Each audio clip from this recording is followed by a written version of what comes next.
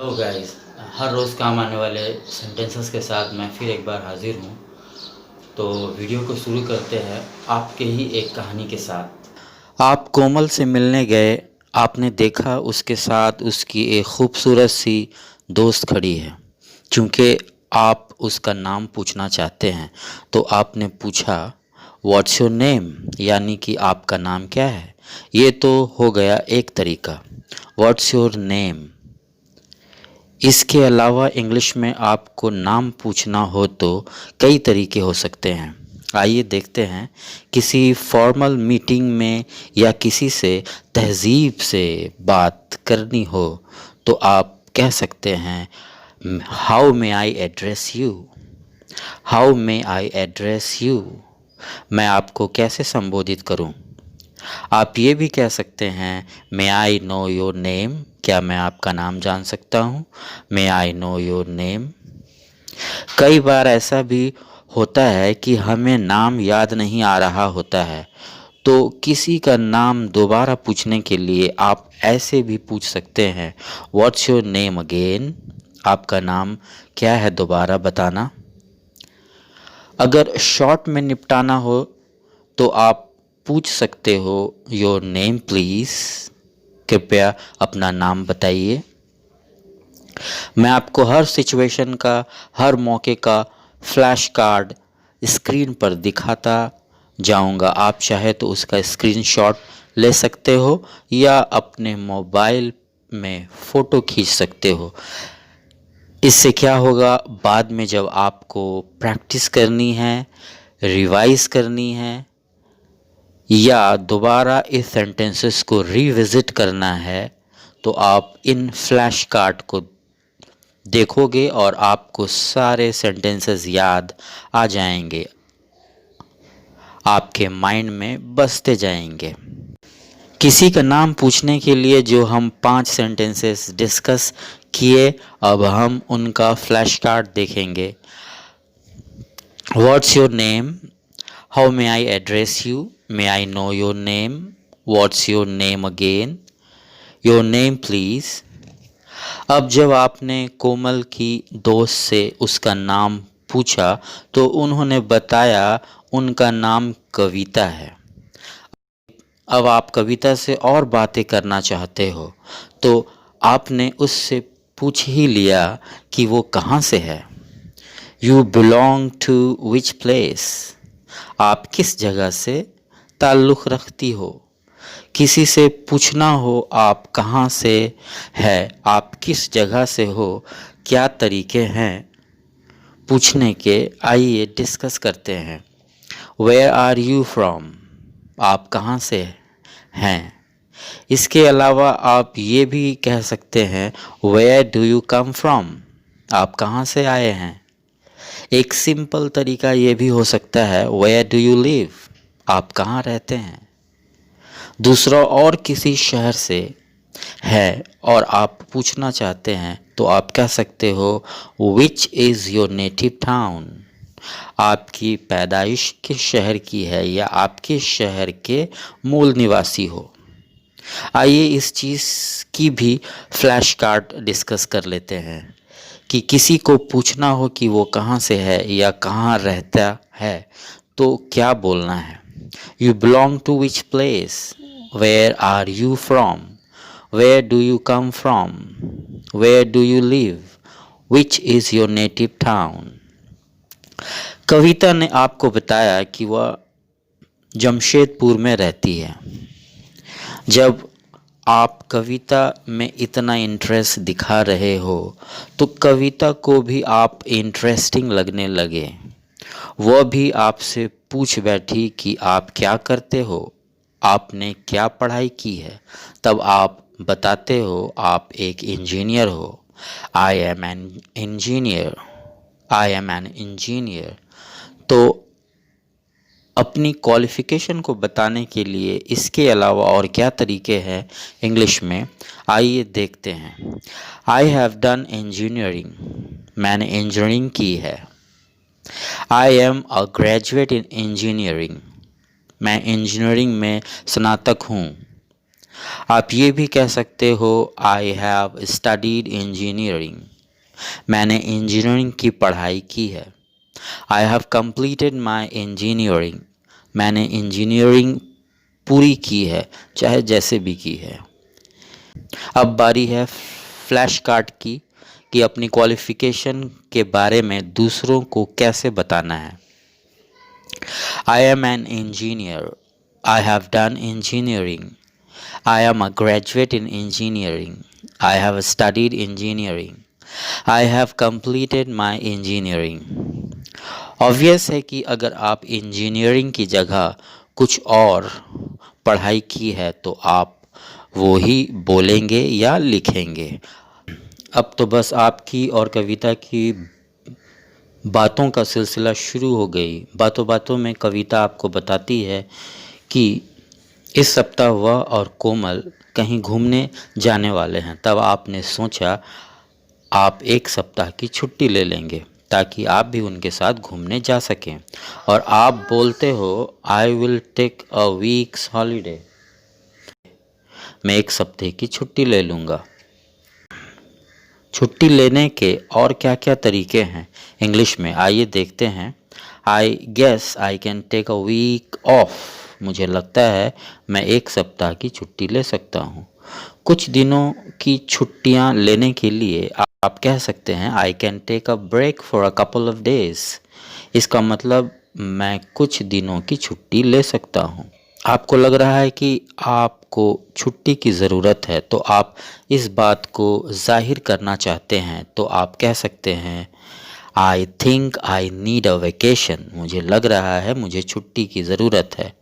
छुट्टी ले लेनी चाहिए, अच्छा रहेगा, और इस बात को कह भी देनी चाहिए, वो भी अच्छा रहेगा। तो आप कह सकते हो it's good to take some time off work, काम से कुछ वक्त निकालना अच्छा रहेगा। छुट्टी के बारे में बात कैसे करनी है आइए देखते हैं। I will take a week's holiday, I guess I can take a week off, I can take a break for a couple of days. I think I need a vacation. It's good to take some time off work. अब आप कविता को इतना भाव दे रहे हैं और आप भूल ही गए कोमल भी तो पास में है। जब तक आपको याद आया कोमल गुस्सा हो गई। जैसे आप उसको मनाने लगे वह गुस्से में बोल बैठी, I can't stand you any longer, मैं तुम्हें और नहीं देख सकती। गुस्सा ना ही आए तो अच्छा है, लेकिन अगर आ रहा है तो उसे इंग्लिश में कैसे एक्सप्रेस किया जा सकता है, कैसे बताया जा सकता है, कैसे दिखाया जा सकता है, आइए देखते हैं। आई फ्लेड अपॉन हिम, मैंने उस पर गुस्सा निकाला। Even the mention of your name has me fuming, तुम्हारे नाम का जिक्र भी मुझे गुस्सा कर देता है। आई am so mad right now, इसका मतलब ये नहीं कि मैं पागल हूँ। इंग्लिश में गुस्सा को बताने के लिए मैड वर्ड का यूज़ किया जाता है। मैं बहुत गुस्से में हूँ, I am so mad right now. एक और लाइन भी आप यूज़ कर सकते हैं, your behaviour ticks me off. Ticks me off का मतलब बहुत गुस्सा दिलाना, तुम्हारा बिहेवियर मुझे गुस्सा दिलाता है। टिक्स मी ऑफ का आप यूज़ कर सकते हैं गुस्से को एक्सप्रेस करने के लिए। आइए अब देखते हैं गुस्से को एक्सप्रेस करने के कौन कौन से स्टेटमेंट्स है फ्लैश कार्ड में। I can't stand you any longer. I flared upon him. Even the mention of your name has me fuming. I am so mad right now. Your behavior ticks me off. अब आपने कोमल को sorry तो बोला लेकिन वह मानी नहीं। आपने उसे मनाने के लिए कहा चलिए किसी कॉफ़ी शॉप में चलते हैं, लेकिन कोमल तो गुस्सा है, ऐसे कैसे मान जाती। तो उन्होंने कह दिया कि वह बिज़ी है, आई एम बिज़ी। मैं बिज़ी हूँ। आपको जब किसी को ये कहना हो कि आप बिज़ी हो और अभी आप उनके लिए वक्त नहीं निकाल सकते, इंग्लिश में इन तरीकों से कह सकते हैं। I have got a pretty tight schedule today. मैं आज बहुत व्यस्त हूँ। आपके पास बहुत काम है और आप दूसरों को बताना चाहते हो तो आप कह सकते हो I am up to my neck in work. मैं गले तक काम से भरा हुआ हूँ। थोड़े तहजीब के साथ बोलना हो तो I am sorry but I am engaged in work. जब आप उस समय के लिए व्यस्त हैं तो आप कह सकते हैं I am tired up for the moment. मैं इस समय बहुत बिजी हूँ। अब बारी इसके फ्लैश कार्ड की है। I am busy. I have got a pretty tight schedules today. I am up to my neck in work. I am tied up for the moment. I am sorry but I am engaged in work. कोमल चाहे जितनी भी कोशिश कर ले आपसे ज़्यादा देर नाराज़ तो नहीं रह सकती। तो आपने सजेस्ट किया कि आप कोमल और कविता तीनों ही रेस्टोरेंट जाके कॉफ़ी पिएं। तो आप पूछते हैं what about going to restaurant for a cup of coffee. कैसा रहेगा अगर हम रेस्टोरेंट जाके कॉफ़ी पिए। तो देखते हैं इंग्लिश में कोई बात सजेस्ट करने के कौन कौन से लाइंस है जो हम यूज़ कर सकते हैं, आइडिया दे सकते हैं। What would you say to a cup of coffee. एक कप कॉफ़ी के लिए आप क्या कहते हैं। एक और लाइन जिसको आप यूज़ कर सकते हैं, I suggest we invite your sister to a party. मेरा सुझाव है कि हम तुम्हारी बहन को हमारी पार्टी के लिए इनवाइट करें। We should have a walk along the river. हमें नदी के किनारे सैर के लिए जाना चाहिए। दूसरों से पूछने के लिए आप अपनी फीलिंग बता रहे हो कि आपको क्या लगता है तो आप ऐसे कह सकते हो I feel we should have a cup of coffee. मुझे लगता है हमें एक कप कॉफ़ी पीनी चाहिए। आई फील से आपने बता दिया कि आपको क्या लगता है। आइए अब फ्लैश कार्ड देखते हैं फटाफट। अब कोई आइडिया सजेस्ट करना हो तो इंग्लिश में कैसे करेंगे। What about going to a restaurant for a cup of coffee? What would you say to a cup of coffee? I suggest we invite your sister to our party. We should have a walk along the river. I feel we should have a cup of coffee. कोमल की नाराज़गी अभी पूरी ख़त्म भी नहीं हुई, इसलिए आपकी दी हुई सजेशन को सिरे से निकाल दिया और बोल दिया I dislike going to restaurant.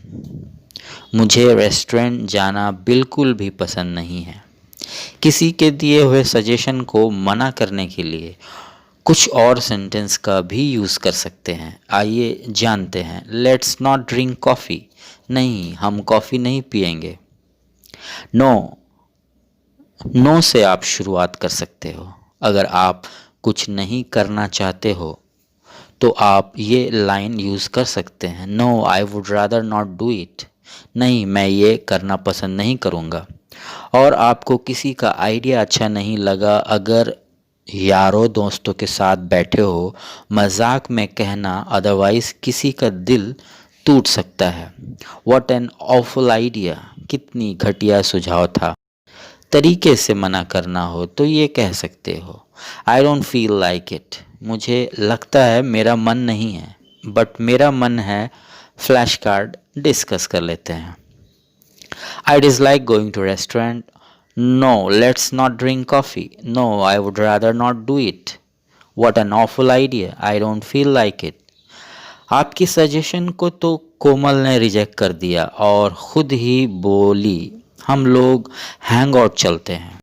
अब सजेशन कोमल की तरफ से आई है तो आपको एक्सेप्ट तो करना पड़ेगा। हुजूर को जी हुजूर तो कहना ही पड़ेगा। तो चलिए देखते हैं किसी के द्वारा दी हुई सजेशन को एक्सेप्ट करने के क्या तरीके हैं।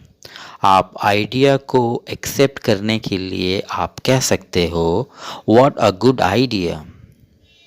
वाह क्या अच्छा सुझाव है। 2 वर्ड में काम निपटा सकते हो, एनर्जी बचा सकते हो, व्हाई नॉट, क्यों नहीं। तरीके से कहना हो, तहजीब से कहना हो या फिर फॉर्मल जगह में कहना हो तो आप बोल सकते हो यस विथ प्लेजर, जी हाँ शौक से। दिल से आइडिया एक्सेप्ट करने के लिए आप ये भी कह सकते हो I feel like doing it, हाँ मुझे लगता है करना चाहिए। एक और तरीका है हो सकता है that sounds like a good idea, सुनने में बहुत ही अच्छा सुझाव लगता है। आइए फ्लैश कार्ड देखते हैं, किसी के आइडिया को कैसे एक्सेप्ट किया जा सकता है। What a good idea, yes with pleasure, why not, yes I feel like doing it, that sounds like a good idea. अब तो आप कोमल और कविता के साथ चले गए तो मैं यहाँ रुक कर क्या करूँगा। अगर आपको ये वीडियो पसंद आया तो प्लीज़ सब्सक्राइब एक video and press the bell icon. Thank you.